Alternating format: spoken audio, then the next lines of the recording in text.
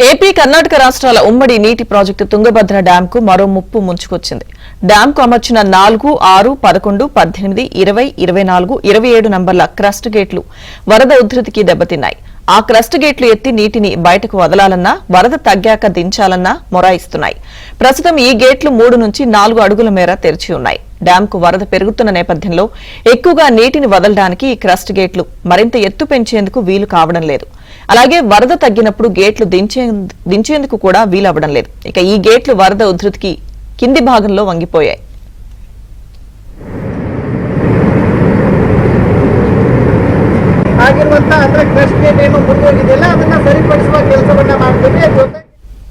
ఇక డ్యాం గేట్ల పరిస్థితిపై మరింత సమాచారం మా ప్రతినిధి సుంకన్న అందిస్తారు. కర్ణాటక, ఆంధ్ర, తెలంగాణ రాష్ట్రాలకు తాగు, సాగునీరు అందిస్తున్న తుంగభద్ర జలాశయం భద్రతకు మరోసారి గేట్ల రూపంలో పెను ప్రమాదం పొంచి ఉంది. తుంగభద్ర జలాశయం మొత్తం 33 గేట్లలో 7 గేట్లు మొరాయిస్తున్నాయి. ఇటీవలే నిపుణుల కమిటీ కూడా ఏదైతే ఈ గేట్లను పరిశీలించడం జరిగింది.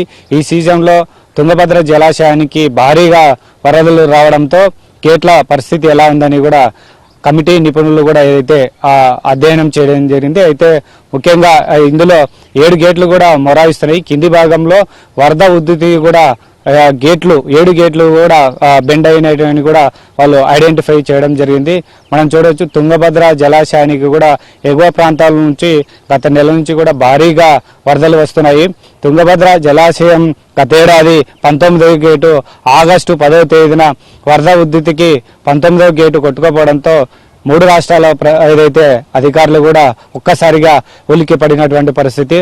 వరద ఉధృతిలో 19వ గేటు పూర్తిగా కొట్టుకుపోయి కిందికి కొట్టుకుపోవడంతో ఏం చేయాలనో ఏమో అర్థం కాని పరిస్థితుల్లో ఏపీ ప్రభుత్వం వెంటనే స్పందించి గేట్ల ఇంజనీరింగ్ నిపుణులు కన్నయ్య నాయుడుని కూడా హుటాహుటిన తుంగభద్ర జలాశయానికి దగ్గర కూడా పంపించడం జరిగింది. అక్కడ ఏదైతే కన్నయ్య నాయుడు గేట్ల పరిస్థితిని కూడా ఏదైతే పరిశీలించి వెంటనే స్టాప్ లాక్ గేటును కూడా అమర్చి ఏదైతే నీటి ప్రవాహాన్ని కూడా ఏదైతే కొంత అడ్డుకట్ట వేయగలిగారు.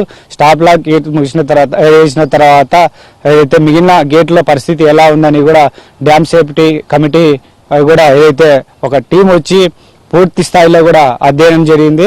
అయితే తుంగభద్ర జలాశయం నిర్మించినప్పటి నుంచి ఏదైతే ఇదే గేట్లు ఉన్నాయి, ఇంకా మార్చలేదు కాబట్టి కాలపరిమితి అయిపోయింది. గేట్లను వెంటనే మార్చాలని కూడా డ్యామ్ సేఫ్టీ కమిటీ నిపుణులు కూడా సూచించడం జరిగింది. బోర్డు అధికారులకు కూడా ప్రాథమిక నివేదిక కూడా ఇచ్చారు. అయితే మళ్ళీ రీసెంట్గా ఈ సీజన్లో తుంగభద్ర జలాశయానికి భారీగా వరదలు వచ్చాయి. గత నెలలో గేట్లు ఏదైతే డ్యామ్ అధికారులు ఎత్తి దిగువన శ్రీశైలానికి కూడా నీళ్లు విడుదల చేసినటువంటి తరుణంలో 2 రోజుల క్రితం నిపుణుల కమిటీ కూడా మళ్ళీ గేట్ల పరిస్థితి ఎలా ఉందని ఒకసారి పరిశీలించారు. అయితే గేట్ల పరిస్థితి పరిశీలించిన తర్వాత కొన్ని గేట్లు మొరాయించాయి. వెంటనే ఈ విషయాన్ని కూడా నిపుణుల కమిటీకి కూడా బోర్డు అధికారులు వాళ్ళ దృష్టికి తీసుకోవడంతో 2 రోజుల క్రితం నిపుణుల కమిటీ కూడా వచ్చి గేట్లన్నిటి కూడా పూర్తి స్థాయిలో మరోసారి పరిశీలించారు. ముఖ్యంగా 4, 11, 18, 20, 24, 28, 29 మొత్తం 7 గేట్లు కూడా కింది భాగంలో వరద ఉధృతికి బెండ్ అయిపోయినాయి. కాబట్టి ఈ వంగిపోవడం వల్ల గేట్లు ఆపరేట్ చేయడానికి పైకి వరద వచ్చినప్పుడు పైకి లేపడానికి, అదేవిధంగా తగ్గినప్పుడు గేట్లను కిందికి దించడానికి కూడా వీలు కాకపోవడంతో ఏదైతే కమిటీలో ఒక నిపుణుల కమిటీ కూడా బోర్డు అధికారులకు ఒక ప్రాథమిక నివేదికను కూడా ఇచ్చింది. ఎట్టి పరిస్థితుల్లోనూ ఇంకా వరదలు వచ్చేటువంటి అవకాశం ఉంది కాబట్టి ఈ సీజన్లో ఈ గేట్లను ఎట్టి పరిస్థితుల్లోనూ ఆపరేట్ చేయొద్దని కూడా బోర్డు అధికారులకు సూచించారు. 70 టీఎంసీలకు పైగా తుంగభద్ర జలాశయంలో నీళ్లు ఉంది. ఇంకా వరదలు వచ్చేటువంటి అవకాశం ఉంది కాబట్టి ఏం చేయాలనో ఏమో అర్థం కాక బోర్డు అధికారులు కూడా తర్జన పడుతున్నారు. మొత్తం మీద 7 గేట్లు మొరాయిస్తుండడంతో డ్యాం పరివాహక ప్రాంతంలో రైతుల్లో కూడా ఆందోళన నెలకొన్నటువంటి పరిస్థితి నెలకొంది. కెమెరా పర్సన్ రాజశేఖర్తో సుంకన్న, ఏబిఎన్ ఆంధ్రజ్యోతి, తుంగభద్ర